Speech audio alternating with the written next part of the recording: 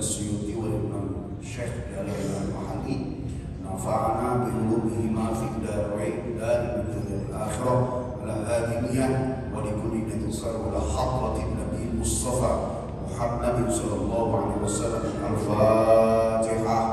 A'udzu billahi minasy syaithanir rajim. Bismillahirrahmanirrahim. Alhamdulillahi rabbil alamin. Ar-Rahmanir Rahim. Maliki yaumiddin. Iyyaka na'budu wa iyyaka nasta'in. Ihdinas siratal mustaqim. Siratal ladzina an'amta 'alaihim ghairil maghdubi 'alaihim waladdallin.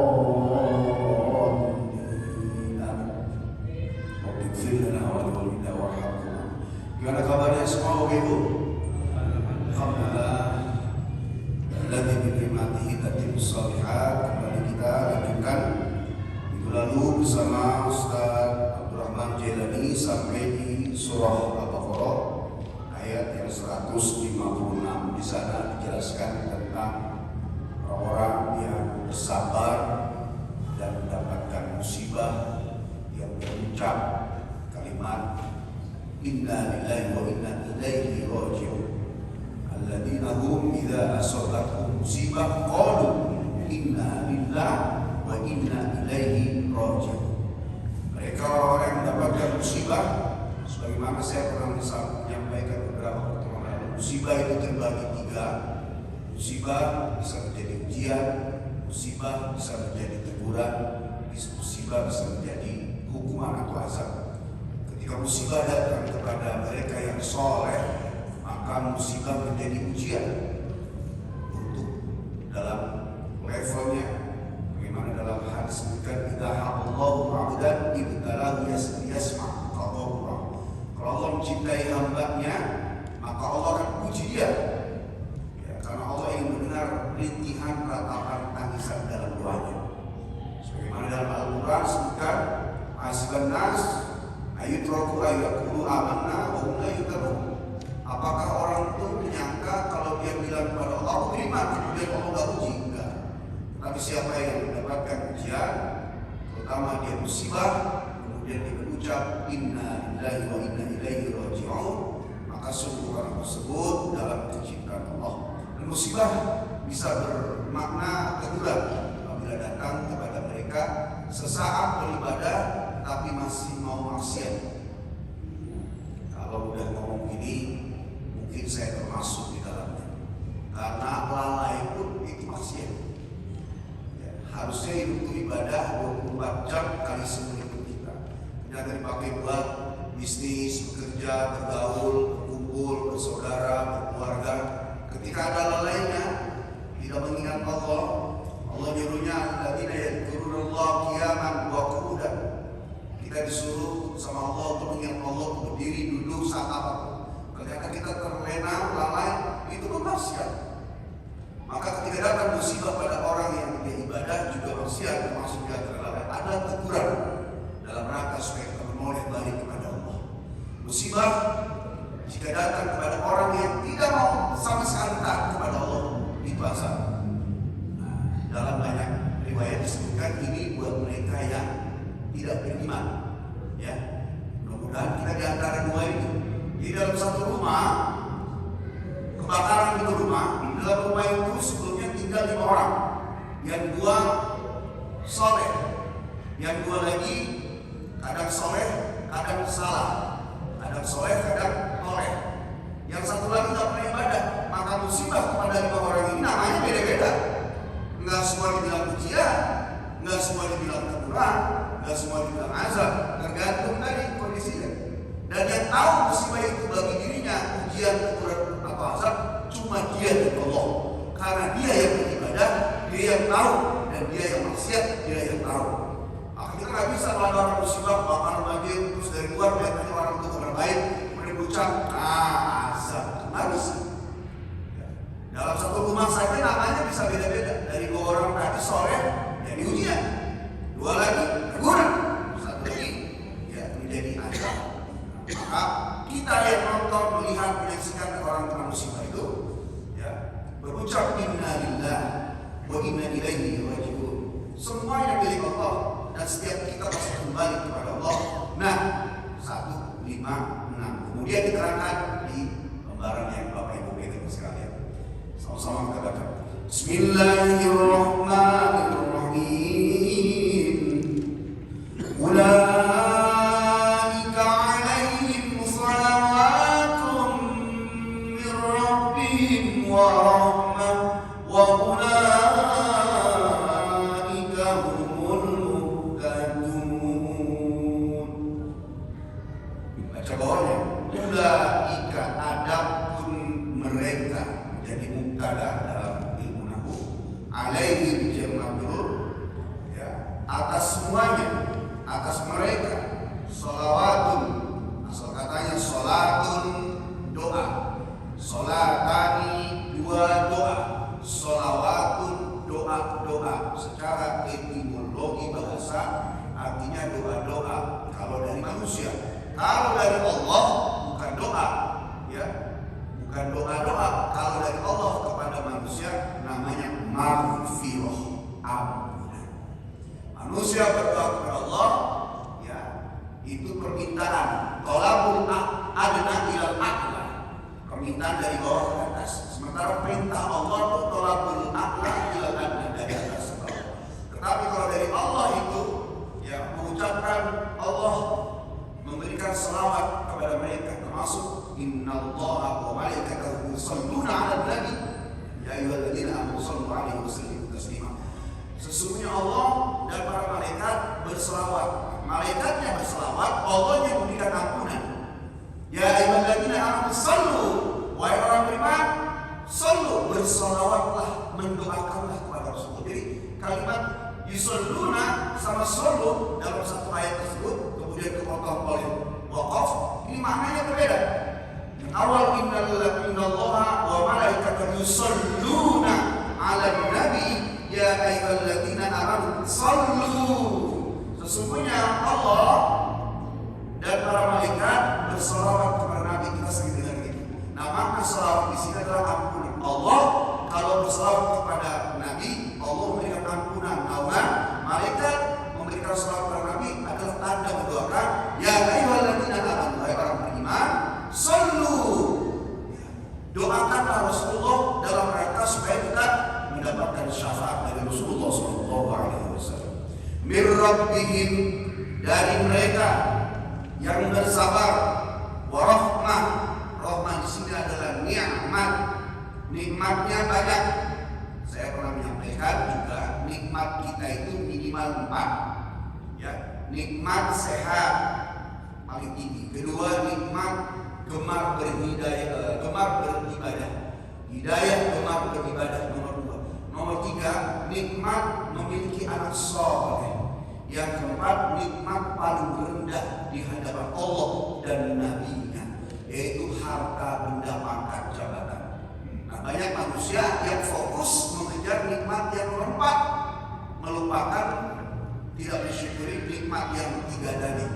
Maka disebutkan nikmat-nikmat pembagiannya, ya, ada nikmat yaitu rezeki. Nah, rezeki disebut dibagi 4. Rizkun kasab yang disebut dengan bekerja, berwirausaha, berpangkat, jabatan. Kemudian rizkun mamluk yang kita gak nyari, kita menerima, orang berbagi, orang ngasih hadiah dan sebagainya. Ada rizkun maskul, tubuh kita dari ujung rambut sampai ujung kaki yang tidak bisa dibayar dengan angka. Ada rizkun mau'un, rezeki yang dijemput dengan janji. Bapak, Ibu, kalau terasa rezeki seret, maka buat akad kepada Allah, aku berjanji Allah akan memperbaiki kualitas ibadahku, teken kontrak baru, tajridul iman, tajridul ibadah, memperbaiki renovasi ibadah. Terus istiqomah, itu keluar. Termasuk diantaranya adalah ijab qabul. Ijab qabul, pemuda-pemudi ketika menikah, itu adalah rezeki yang disebut dengan janji. Sepertinya ijab dari wali, qabul dari pengantin. Maka berapa banyak pemuda itu gak ada yang kaya berapa banyak. Tapi setelah menikah baru Allah buka rezeki. Itu namanya rizkun maupun rizkun Rizkun kasab, kata Nabi, selama masih bisa dihitung sedikit. Rizkun makhluk, selama masih bisa dihitung sedikit. Meskipun 200 miliar sebulan hasil usahanya masih bisa dihitung kan? Itu sedikit. Rizkun makhluk tubuh kita, itu nggak bisa diangkain. Mata dicopot dikasih kerabat dulu. Ada rezeki yang paling terbesar, rizkun maupun. Orang berapa banyak waktu bujangan nggak punya duit, setelah menikah Allah orang itu. Ya, itulah. Ya, makanya idza tazawwaja faqad istakmal nisfuhi fa yastakmil fi nisfi baqi. Kalau orang sudah menikah, baru satu detik sempurna setengah agamanya, sempurna rezekinya, imannya, maka carilah setengahnya lagi dalam naungan rumah tangga. Wa ulaika humul muhtadun, wa ulaika, dan mereka orang-orang yang bersabar atas ujian, humul muhtadun, adalah orang-orang yang diberikan hidayah oleh Allah. Sering kita dengar ayat dihillah fala mudillah wa may yudhilhu fala hadiya. Ayat dihillah, siapa yang dikasih hidayah, petunjuk, ya fala mudillah, tidak akan mampu untuk menyesatkannya. Wa may yudhilhu, dan barang siapa yang disesatkan oleh Allah, fala hadiyalah, tidak ada yang bisa memberi petunjuk padanya. Pertanyaannya, apa iya Allah menyesatkan? Tidak. Hidayah itu oleh Allah seperti sinyal, Pak, yang ditaburkan oleh BTS, diawuri itu sinyal, tinggal device, laptop, handphone, gadget kita itu mau menangkap sinyal itu apa tidak. Hidayah ditaburkan oleh Allah setiap saat kepada orang beriman, kepada orang yang belum datang kepada Allah. Tinggal orang itu mau nangkep apa enggak. Kalau hari itu kita misalnya masih sibuk dengan urusan dunia, kita tolak itu sinyal hidayah kita tolak. Tapi saat itu ketika ada musibah, kemudian ya Allah, begini amat, biasanya itu menangkap sinyal. Makanya kadang kita itu kalau lagi banyak duit, sinyalnya pendek. Kalau lagi sedikit duit, kencang doanya. Pantas kita suka dikasih ujian oleh Allah. Beda dengan orang yang lagi bokeh, pinjol nungguin di depan, ada yang nunggu, kemudian perangkat telepon lagi. Ketika doa amin itu beda ketimbang duit di kantong di sini 20 juta, 10 juta baru masuk rekening 100 juta. Ustaz di depan doanya amin menangis, ya dia amin tangannya ngapain? Amin, amin, amin. Kenapa? Nggak ada sesuatu yang membuat dia fokus berdoa. Maka pantas kita dikasih ujian oleh Allah, musibah oleh Allah itu dalam rangka tadi, ya tadarruk, supaya kita tuh merintih meratapi. Karena Allah itu senang dirintih dan diratapi. Ayat selanjutnya, Inna safa wal marwata min sya'airillah, faman hajjal baita aw i'tamara fala junaha alayhi an yatawwafa bihima, wa man tatawwa'a khairan fa inna Allaha syakirun alim. Inna safa, sesungguhnya safa, nama jabal gunung yang kita sekitar, wal marwata, dan marwah, jabalani adalah dua gunung di Makkah yang ada di kota Makkah. Bapak-bapak yang sudah ke sana ya pasti paham, mengerti. Bapak-bapak yang ibu yang belum sampai sana, saya doain biar cepat berangkat. Adalah dua gunung di Makkah, min sya'airillah, keduanya adalah bagian daripada syiar-syiarnya Allah. Bendanya menjadi ayat, tanda-tanda kekuasaan Allah. Kemudian pergerakan amalan antara Safa dan Marwah itu jadi syiar. A'lam ini, ya perlu diketahui, ini tanda untuk menyeluruh kepada seluruh alam tentang agamanya Allah. Jamaah syairah, syair, asal katanya syairatun, syairatun, syairatani, syair. Ya.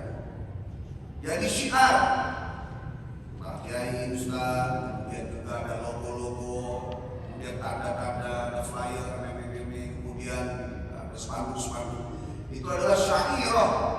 Sementara disebutkan Safa wal Marwah adalah syair, sangat kencang syiarnya. Faman dan barang siapa al-hajja yang melakukan haji atau kunjungan al-baita ke rumah Allah, rumah pertama, inna awwala baitin wudi'a lin-nas lalladzi bi Bakkah mubarakah.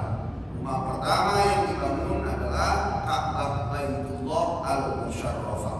Baik itu mengunjungi karena haji, awi tamar atau berumroh. Apa itu haji dan umroh? Jelaskan di sini ya, seolah kita memang orang yang sedang baru belajar. Tegasnya talab basah, menggunakan pakaian. Talab basu ya talab bas ya talab basu, talab busak malabis, pakaian. Atau bahasa Arabnya pakaian adalah malabis. Ya, talab basa bil haji, menggunakan pakaian haji. Awil umroh, yang dimaksud adalah kain ihram. Wa aslahuma, wa asluhuma, dan asalnya adalah dimaksud dengan kalimat hijjul baiti awil kamar atau hijjul baiti. Asluhuma, asalnya haji dan umroh itu al-qasdu, menyengaja, wa ziarah, untuk ziarah. Bukan karena sebab nggak sengaja lewat doang, atau sedang wisata, atau sedang kunjungan bisnis, tapi memang menyengaja untuk menziarahi Ka'bah Baitullah dalam rangka untuk beribadah baik haji atau umrah. Fala junaha, maka tidak ada dosa, alaihi, atas man, seseorang tadi, atau ismun itu dosa, alaihi, atas orang yang berkunjung ke Ka'bah, ayat tawafa, untuk bertawaf, ya, fihi, di dalamnya. Apa ini? Ini ta, memasukkan huruf ta. Emang taknya di mana? Ternyata kalimat ya tawafa ini asal katanya tatawaf. Ya tatawafu, tatawufan, fahuwa mutawaf, tatawifun, mutawafif, ya mutawif. Kita sering menyebutnya mutawif. Mutawif itu asal katanya mutatawif. Kemudian memasukkan huruf ta ke dalam fil asli fit to. Kemudian diberikan tasdid pada huruf toknya, ya bihima, ya pada umroh dan haji. Hima kalau satu, bihi atau biha kalau dua, bihima. Ya. Memasukkan huruf ta, asal katanya ayat tawaf. Jadi bapak-bapak kalau belajar qiraat sab'ah boleh membacanya begini.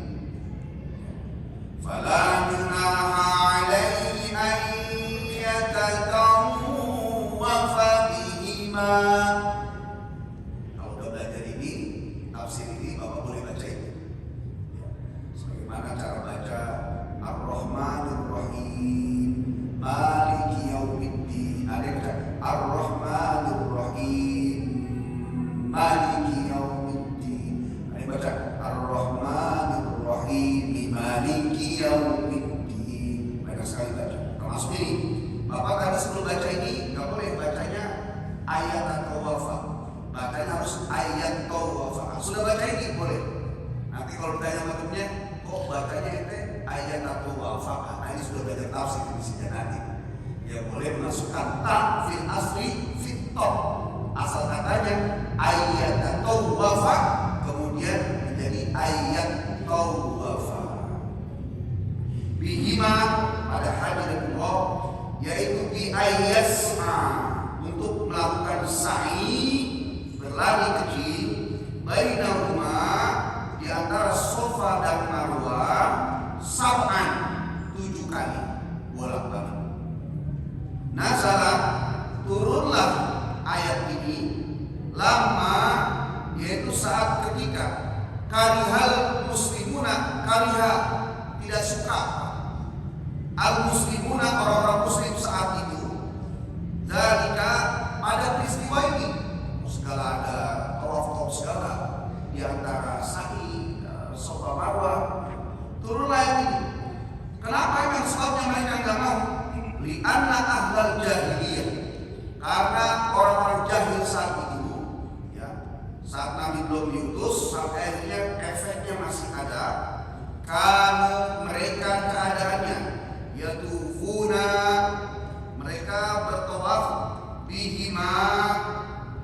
antara Safa dan Marwah ini, wa alaihima, dan di atas Safa dan Marwah, puncak daripada bukit Safa Marwah ini, sonamani, ada dua sesembahan berhala. Di Safa ada berhala, kemudian di Marwah ada berhala. Ya, mereka akhirnya enggan. Yasmahunahuma, kemudian dihapuslah atau dihilangkan sesembahan tadi yang ada di Safa dan Marwah. Wa Ibnu Abbas, dari Ibnu Abbas disebutkan, anna sa'ya, sesungguhnya sa'i, ghairu fardin, tidaklah wajib, lima afadahu, ya, atas apa afadahu, kemanfaatannya, raful idham, yaitu mengangkat dosa, minat takhir, dari pilihan. Jadi dulu itu sejarahnya waktu orang umroh, ya, boleh tawaf, boleh enggak. Kenapa mereka pada nggak mau tawaf, nggak boleh sa'i atau tidak? Maaf. Kenapa mereka tidak mau sa'i antara Safa Marwah? Karena ada dua berhala di puncak ujung Safa dan Marwah. Kemudian setelah dihapus, barulah mereka mau melakukan sa'i. Dan ayat ini juga turun, ya, ketika mereka ternyata menjadi pilihan. Udahlah, berhala tersangkanya kita mengagung berhala. Ya udah, yang mau yang enggak, akhir memilih. Wa qala Syafi'i, maka berkata Imam Syafi'i, wa ghairu ruknin, dan tidaklah menjadi wajib. Kemudian wa bayyana sallallahu alaihi wasallam, kemudian Rasulullah sallallahu alaihi wasallam menjelaskan fardhu, tentang kewajiban atau fardu dan rukunnya daripada sa'i. Di qaulihi, dengan ucapannya, ya, innallaha, sesungguhnya Allah, kataba, telah mewajibkan, alaikumus sa'ya, alaikum, bagi kalian as-sa'ya, untuk bersa'i. Hadis ini, ya, diriwayatkan wahul Baihaqi wa ghairuhu, dan selainnya Imam Baihaqi, ya. Wa qala, maka berkata ibda'u bima, mulailah, bima, atas apa, pada Allah, telah memulai, siapa Allah, bihi, mulailah kalian melakukan apa yang telah dimulai oleh Allah Subhanahu wa ta'ala. Yakni tegasnya as-Safa dimulai dari bukit Safa. Jadi Safa, Marwah, Safa berakhir di bukit Marwah. Mulailah dari apa yang telah dimulai oleh Allah, yaitu dari bukit Safa. Rawahu Muslim, diriwayatkan oleh Imam Muslim. Wa man tatawwa, dan barang siapa, ya, tatawwa, melakukan kesunahan atau amalan ini. Wa fi qiraatin, asalnya tulisannya itu bitahtiyah. Tahtiyah itu adalah ada huruf penekanan pada huruf ta, wa tasdid ta, kemudian mentasdidkan huruf ta, ya. Tatawwa'an, asal katanya tatawwa, tatawwa, kemudian, ya, dihilangkan tasdid ta-nya, majzum, ya.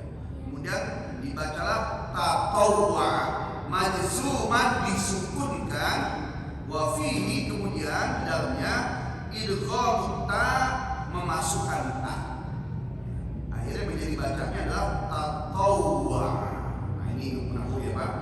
Fiha, di dalam kalimat tersebut, khairan, melakukan hal ini tentunya ada kebaikan. Ai, tegasnya, bi khairin, dengan adanya kebaikan.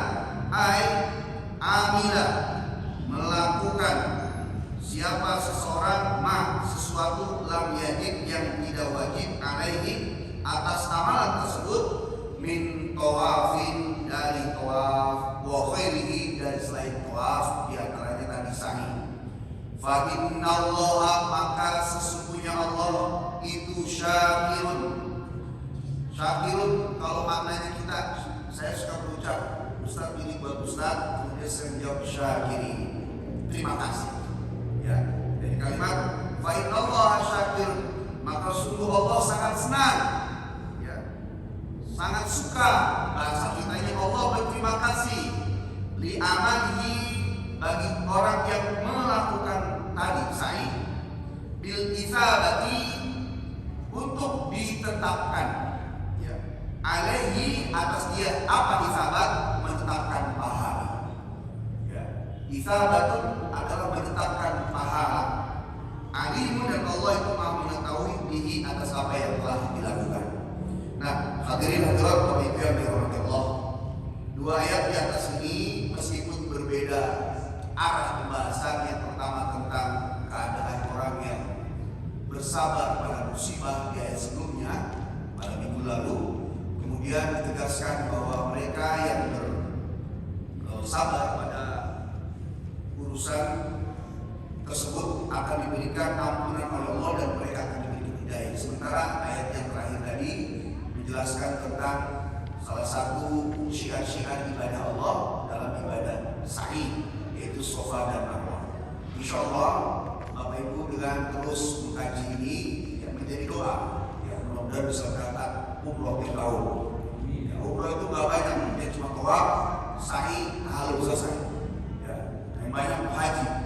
Ya, dari mulai wukuf di Arafah, kemudian sampai sore kepada matahari, siap-siap habis isya, siap-siap berangkat menuju mabit di Musdalifah. Nah, Musdalifah itu dulu orang jalan sekarang pakai bis, berhenti di Musdalifah dari setengah 12, setengah 1 lewat jalan ya, menuju Masjidil Haram, tawaf ifadah 7 putaran, kemudian sa'i 7 balik, kemudian tahallul selesai, istirahat sebentar, nanti tanggal 11 itu sudah mulai masuk menuju Mina, mabit di Mina untuk melebar jumroh ya. Jumrohul Ula, Jumrohul Wusta sama Jumrohul Aqabah selesai. Jadi haji itu sebenarnya cuma 9 ya, 10, 11, 12, cuma 5 hari saja.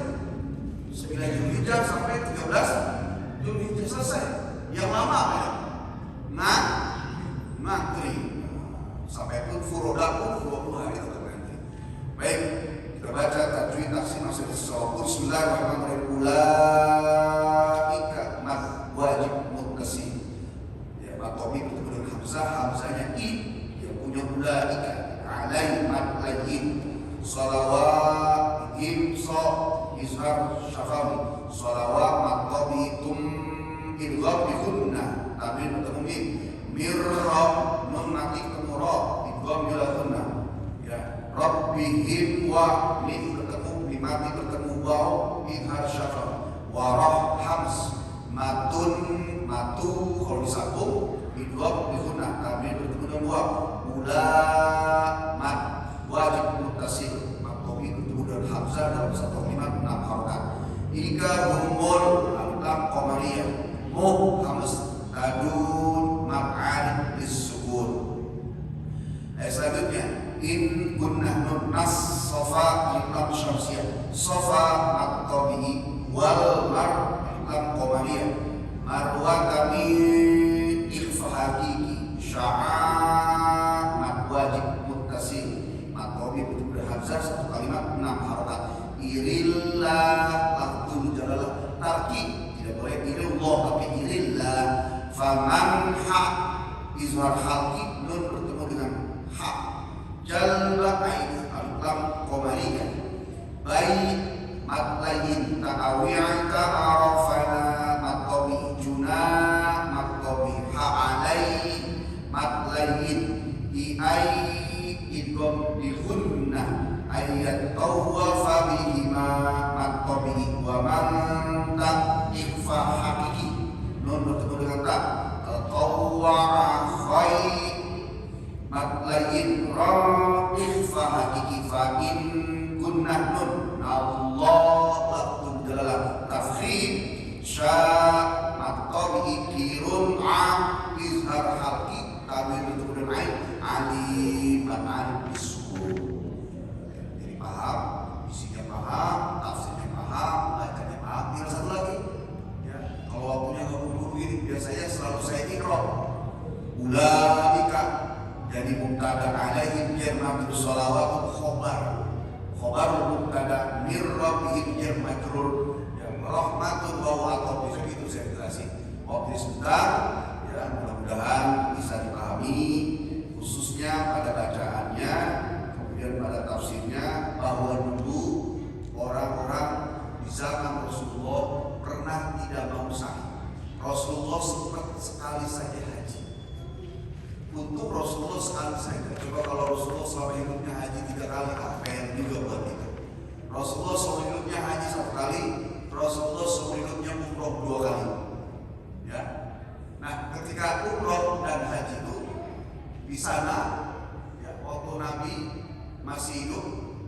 nggak mau mereka itu sa'i, karena ada patung di puncak bukit Safa Marwah, sehingga menjadi takhir, pilihan boleh sa'i boleh tidak, karena takut. Dengan adanya diangkat patung tersebut, mereka mulailah melakukan sa'i, dan mereka akhirnya diberikan ketetapan oleh Allah, barang siapa yang melakukan sa'i dan meyakini adalah bagian adalah wajib, maka Allah akan berikan pahala yang besar di sisi. Nah, itu demikian, itu namanya asbabun nuzul. Wallahu a'lam bishawab. Ada pertanyaan mungkin? Masih 1 menit lagi. Ibu-ibu ada yang bertanya? Alhamdulillah paham semua. Siapa? Saya di luar tema dulu boleh nggak? Boleh. Tentang Nur Muhammad itu seperti yang dijelaskan, saya pernah dengar itu seperti apa? Tolong penjelasannya. Ya, yang ditanyakan itu luar biasa. Ya, ilmu bagian daripada ma'rifat dan hakikat. Jadi ada syariat, ada tarekat, ada hakikat, ada ma'rifat. Paling tinggi itu ma'rifat. Nanti saya jelaskan berapa waktunya. Orang kalau belajar 4 ini cuma nyampe di hakikat akan sombong. Dia belajar harus selesai sampai ke ma'rifat. Ketika sudah ma'rifat, maka makin hebat syariat. Orang yang bersyariat dan syariatnya hebat, dia akan berusaha berjuang sampai ke ma'rifat. Tapi kalau belajarnya di tengah sampai hakikat, ini pasti ada masalah, tidak selesai. Oke, kalau melihat dari sejarah Pak, dari banyak kitab itu bahwa Nur Muhammad ini adalah awal mula daripada penciptaan kehidupan. Jadi al-ilmu tajullah, ilmu itu mahkotanya Allah. Jadi Allah itu memiliki ilmu yang sangat luas. Nah, kemudian Allah berkehendaklah untuk menciptakan kehidupan. Wal awal wal akhir. Nah, untuk menciptakan kehidupan itu Allah mengambil dari ilmunya Allah sedikit saja. Dari sedikit ilmunya Allah itu, ya, kemudian jadilah Nur Muhammad, cahaya Nabi. Dalam planningnya Allah, dari cahaya atau Nur Muhammad itu baru Allah, dari cahaya yang sedikit itu Allah jadikan makhluk-makhluk, dijadikan langit bumi, diciptakan dari satu, diciptakan selama 6 hari. Kemudian dari Nur Muhammad Allah ciptakan juga Arsy, makhluk terbesarnya Allah yang dijaga oleh 4 malaikat, namanya 4 malaikat Hamalatul Arsy. Hamalatul Arsy ini malaikatnya besar-besar, tinggi-tinggi, gede-gede. Ya. Malaikat Jibril itu masih lebih kecil daripada Israfil. Israfil itu masih kecil dari sehalus-halusnya makhluk di hadapan malaikat Hamalatul Arsy.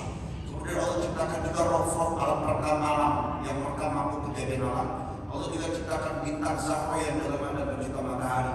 Kemudian Allah menciptakan juga galaksi-galaksi yang tergabung dalam galaksi Bima Sakti. Galaksi Bima Sakti jumlahnya jutaan, kemudian tergabung dalam galaksi Andromeda.